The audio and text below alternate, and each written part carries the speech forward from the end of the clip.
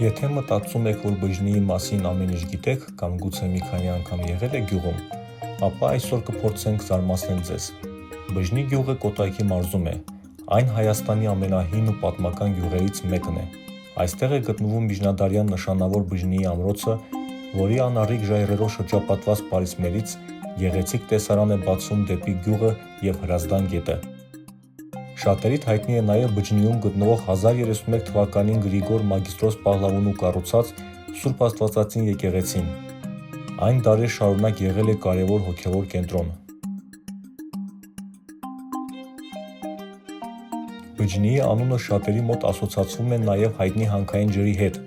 Շատերը գիտեն նաև Ծակ քարի մասին, բայց այսօր մենք խոսելու ենք ոչ այնքան հայտնի վայրի մասին։ Քչերը գիտեն, որ գյուղի նեղլիկ ճանապարհներից մեկը տանում է 13-րդ դար թվագրվող Սուրբ Հովհաննես մատուռ։ Այս փոքրիկ սրբավայրի հետ է կապված բջջնիի ամենահետաքրքիր պատմություններից մեկը։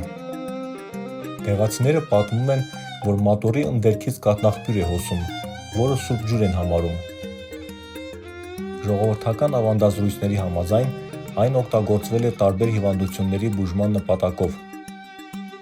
Դարեր շարունակ մարդիկ այստեղ են գալիս ջուր վերցնելու։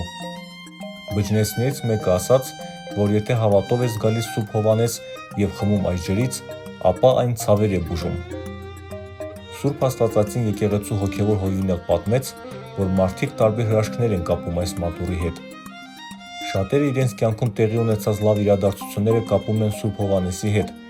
Շատերի համար սա պարզապես աղբյուր չէ, և իրոք հավատում են մատուռի ջրի ուժին։ Այս պատմության մեջ հենց սերնդեսերունդ փոխանցված պատմությունն է ամենակարևորը, որը բջջնեցիները պահել են իրենց հուշերի տաքուկ անկյուններում և հասցրել մեր օրեր։